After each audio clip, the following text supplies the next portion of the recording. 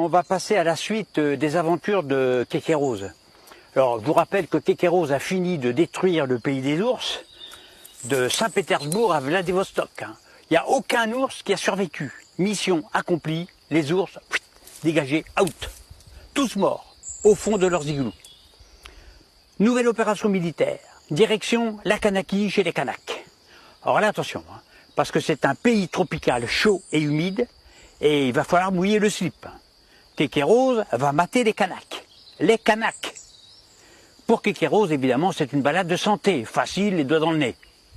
Notre Kékéros le terrible, est donc reparti en guerre dans un pays tropical, la Kanaki, le territoire des Kanaks. Il a appelé son épouse, sa chérie. Gigabit, viens vite, prépare les valises, parce que on repart en Kanaki pour une nouvelle opération militaire. N'oublie pas mes shorts, mes t-shirts et nos slips roses. Alors, il appelle sa femme Gigabit parce que c'est elle qui prend en main sa grosse logistique informatique qui dirige les drones, les reconnaissances faciales, tout ça c'est informatique, et les intelligences artificielles. Dès sa descente d'avion en Kanaki, Kékéros a immédiatement bondi sur une tribune. Kékéros a saisi le micro à pleine main pour y prononcer une terrifiante allocution. Attention, il a rapidement décrit sa nouvelle stratégie militaire en pays kanak.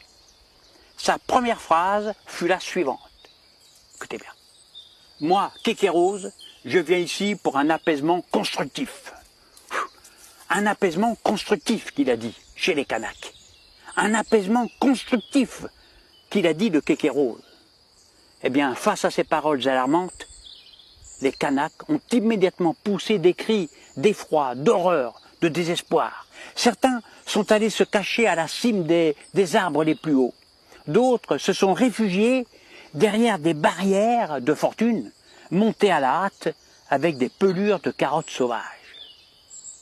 Le sourire sadique de Kékéros en disait long sur ce qui se tramait sous son casque rose. Un apaisement constructif.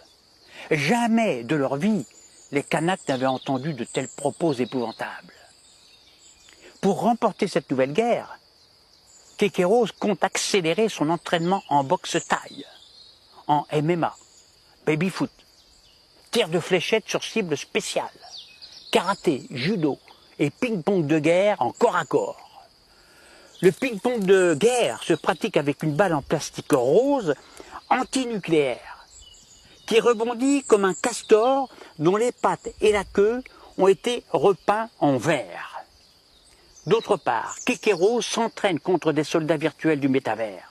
Il se bat contre des hérissons virtuels, ça pique ça, des poules rousses virtuelles, des dindons agressifs virtuels, ainsi que de vrais poussins, des vrais, repeints en rouge fluo que l'on ne peut voir qu'avec des jumelles thermiques.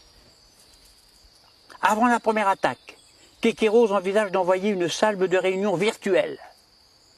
Il enverra contre les Kanaks, réunion sur réunion, jusqu'à leur anéantissement total. Eh bien moi je pense qu'avec autant de réunions, les Kanaks frétilleront de leurs caleçons, ça c'est sûr. Kékéros ne leur fournira aucun slip de rechange. Il est sans pitié le Kékéros, sans pitié. Sa guerre, la guerre en Kanaki de Kékéros le terrible, sera retransmise en direct sur un fond géant à Euro Disney. Chacune de ses interventions, chacun de ses faits et gestes, même le plus insignifiant, seront décryptés et analysés par des experts du célèbre journal de Mickey. Le monde entier tremble. Les Chinois, les Américains, les Amérindiens, les Européens et quelques peuplades inconnues des terres australes tremblent secrètement dans le fond de leur slip. Chaque pays du monde entier s'interroge. Mais où et quand Kékéros s'arrêtera-t-il? Ira-t-il jusqu'à détruire notre planète, notre système solaire, et peut-être même la zone la plus mystérieuse du trou noir de notre galaxie? Et d'ailleurs, à propos de trou, la stratégie de Kékéros, aidée de son bras droit Gigabit, sera de détruire les ennemis en leur fourrant un doigt dans n'importe quel trou, n'importe, hein. Ça peut s'appeler aussi bien dans un trou de nez que dans l'oreille droite ou même ailleurs d'ailleurs. Comme par exemple dans le trou de l'autre oreille. Rien n'arrêtera Kékéros le terrible. Rien, rien, rien. Les Kanaks sont prévenus. Ils savent désormais à quoi s'attendre. Dans 2 jours, moins de 2 jours, la Kanaki des Kanaks sera à genoux devant Kékéros le terrible. Et je vous dis à bientôt pour une prochaine aventure de Kékéros.